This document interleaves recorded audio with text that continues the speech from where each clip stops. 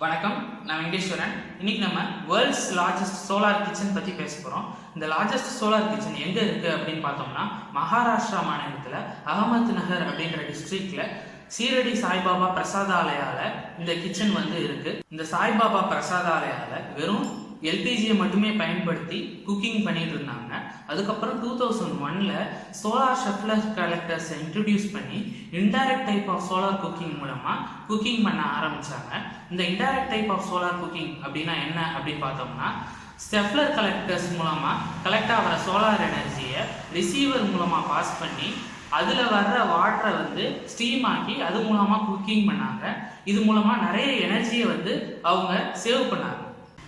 2001ல் 10 metre square area இருக்கிற ஷெஃப்லர் dishes 40 dishes வச்சு ஒரு நாளைக்கு 3000 பேருக்கு சமையல் செஞ்சு போடுற அளவுக்கு இருந்தது.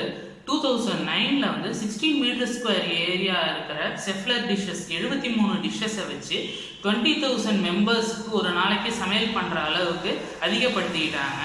இது மூலமாக உலகத்திலே மிகப்பெரிய சோலார் கிச்சன் இதுதான் அப்படின்ற அளவுக்கு பேரும் பெற்றுட்டாங்க. சீரடியில் இந்த ஷெஃப்லர் டிஷ்ஷஸை இன்ஸ்டால் பண்ணவங்க யாரு அப்படின்னு பார்த்தோம்னா, கதியா சோலார் எனர்ஜி பிரைவேட் லிமிடெட் அப்படின்ற கம்பெனி தான் இதை இன்ஸ்டால் பண்ணாங்க. பிரம்மகுமாரி அப்படின்ட்டு மவுண்ட் அபுல இருக்கிற இடத்துல 1999ல் இன்ஸ்டால் பண்ணப்பட்ட சோலார் கிச்சனை விடவும், திருப்பதி தேவஸ்தானத்தில் 2002ல் இன்ஸ்டால் பண்ணப்பட்ட சோலார் கிச்சனை விடவும் இப்போ ப்ரெசண்டாக எது பெருசு அப்படின்னு பார்த்தோம்னா, சீரடியில் இருக்கிற சாய்பாபா கோயிலில் இருக்கிற அந்த சோலார் கிச்சன் தான் பெருசு. இந்த சோலார் குக்கிங் சிஸ்டத்தோட மெயின் எய்ம் என்ன அப்படின்னு பார்த்தோம்னா, பிரசாதாலயால யூஸ் பண்ணுற எல்பிஜியோட யூசேஜை 50% கம்மி பண்ணணும் அப்படின்றதும், சோலார் எனர்ஜியை ப்ரமோட் பண்ணணும் அப்படின்றதும், க்ளீன் அண்ட் ரினியூவபிள் எனர்ஜியை யூஸ் பண்ணி என்விரான்மெண்ட்டை பொல்யூட் பண்ணாமல் பாதுகாக்கணும் அப்படின்றது தான் இதோட மெயின் கோல்ஸாக இருக்குது. இந்த சீரடி சாய்பாபா கோயிலில் இருக்கிற சோலார் குக்கிங் சிஸ்டம் மூலயமா ஒரு நாளைக்கு 3000லேருந்து 5000 kg ஆஃப் ஸ்டீம் 180 டிகிரிலேருந்து 190 டிகிரி செல்சியஸில் 9 பார் ப்ரெஷரில் ஜென்ரேட் பண்ணலாம் அப்படின்னு சொல்கிறாங்க. இந்த ஷெஃப்லர் டிஷ்ஷஸ்லாம் சிங்கிள் ஆக்சிஸ் ட்ராக்கிங்கில் இருக்கு அப்படின்றாங்க. இது டபுள் ஆக்சிஸ் ட்ராக்கிங்காக மாற்றுறதுக்காக ப்ராசஸ் போய்கிட்டு இருக்கு அப்படின்னு சொல்கிறாங்க. இந்த ப்ராஜெக்ட்டுக்கான காஸ்ட் எவ்வளோ அப்படின்னு பார்த்தோம்னா 133 lakhs செலவாச்சு அப்படின்னு சொல்கிறாங்க. இதில் கோயில் மட்டுமே எவ்வளோ செலவு பண்ணியிருக்காங்க அப்படின்னு பார்த்தோம்னா 71.6 lakhs செலவு பண்ணியிருக்காங்க. எம்என்ஆர்இ ஃபண்டு எவ்வளோ வந்திருக்கு அப்படின்னு பார்த்தோம்னா 58.4 lakhs வந்திருக்கு.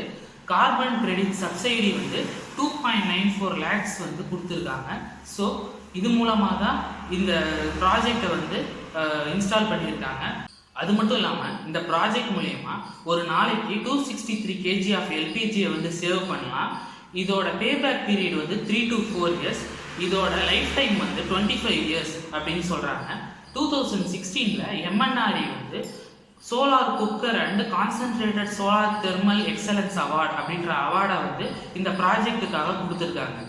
இதெல்லாம் தான் வேர்ல்ட்ஸ் லார்ஜஸ்ட் சோலார் கிச்சன் அப்படின்னு சொல்லப்படுற சீரடி சாய்பாபா பிரசாதாலயாவோட இம்பார்ட்டன்ட் இன்ஃபர்மேஷன்ஸ்.